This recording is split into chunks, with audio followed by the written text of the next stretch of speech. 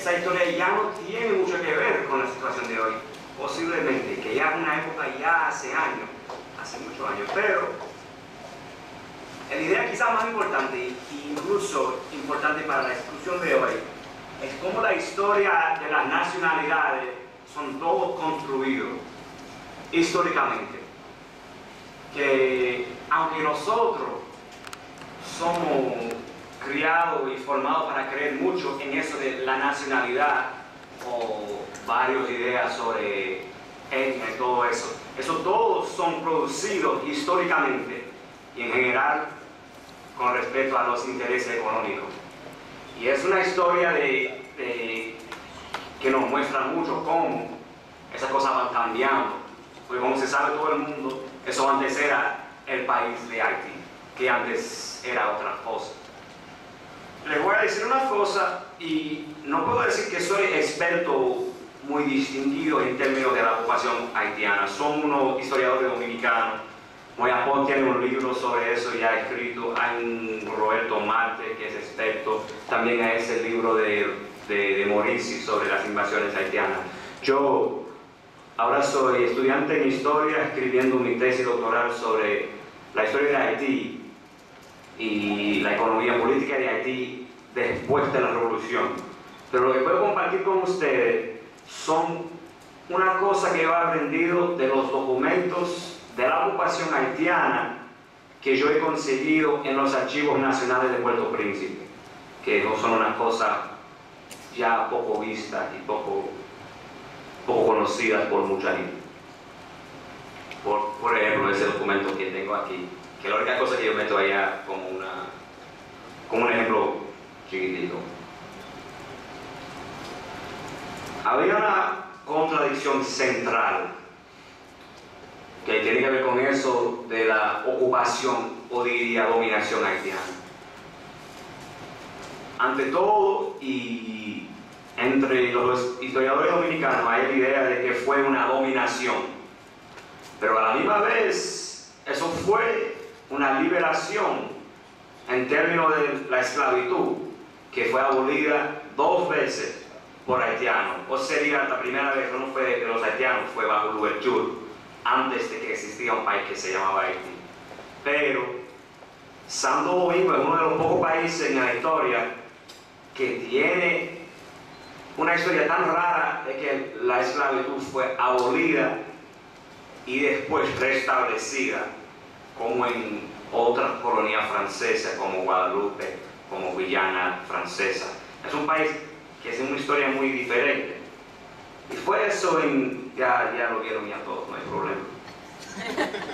Fue eso en 1822, con la llegada de las tropas haitianas, que estima el historiador Roberto Mate que fueron como unos 4.000 esclavos en esa parte de la isla que fueron sueltos por las tropas haitianas en 1822. Y fue muy importante porque no fueron liberados de la forma como Estados Unidos, liberados y dejados sin nada, ya vaya a ser pobre.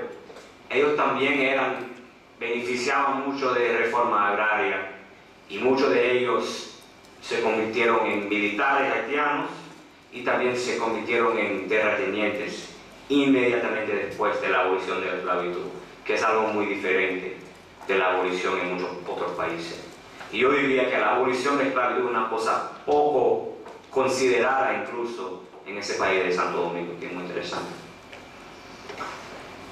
Ok.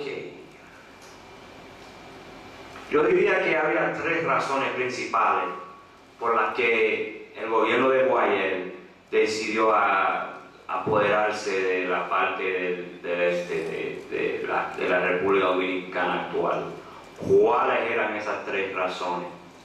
Ante todo, ellos tenían mucho miedo de la posibilidad de una invasión nueva de los franceses. Eso fue la preocupación fundamental de todos los estados haitianos a los comienzos del siglo XIX. Entonces ellos creían que la única forma de preservar su soberanía territorial era de controlar toda la isla. Eso fue la idea de Louverture, la idea de Dessalines en su en su campaña, de 1805, y también fue la idea de Guayer en 22. Había otra cosa pasando en Haití. En 1822 había guerra civil, muchos años de guerra civil. Guayer acabó de derrumbar al reino de Cristóbal en el norte, Henry Christophe, y había muchos militares, antiguos ex militares de Christophe, que a Guayer le dio mucho miedo en ese momento porque quizás eran opositores y cosas así. Entonces, con la invasión del este, eso fue una opción, una posibilidad de deshacerse de esa gente, enviarlo a ocupar esa parte de la isla. Y en tercer lugar, ellos tenían la idea de explotar esa región económicamente, que en verdad no llegaron a hacerlo. En esa época casi no había actividad económica en esa parte de la isla, con la excepción de unas pocas explotaciones de madera, de caoba y de un chin de tabaco que había en el Cibao, en un país muy despoblado y poco desarrollado. Pero eso eran la cosa.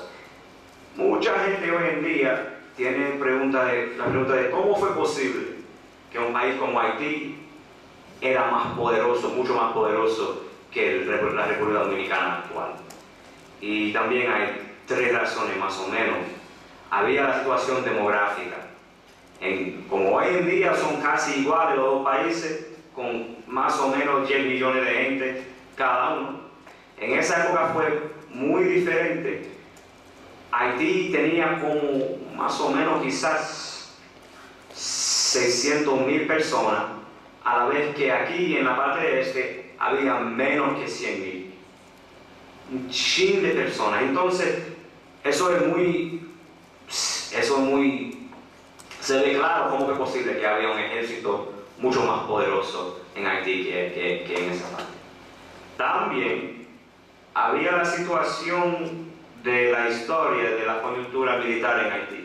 Casi no había guerra ni historia de ejército ni eso en Santo Domingo. En Haití acaba de pasar por revoluciones y guerras civiles, y eso fueron varios las dictaduras militares de Haití. Entonces ellos tenían toda la posibilidad de apoderarse de aquí con fuerzas armadas. Y fue también la coyuntura internacional, el aislamiento de esa región. Eso fue mucho antes, 1822, que el poder del Imperio Americano casi no existía en esa época. No había gunboat diplomacy, no había nada de eso. Y tampoco había la posibilidad para la España apoderarse de nuevo de Santo Domingo, dado que ya estaban perdiendo toda su posesión en América del Sur. Ni la Francia ni Bretaña tenían poder para controlar. Entonces, el único poder militar local era eso de Guayer de Haití.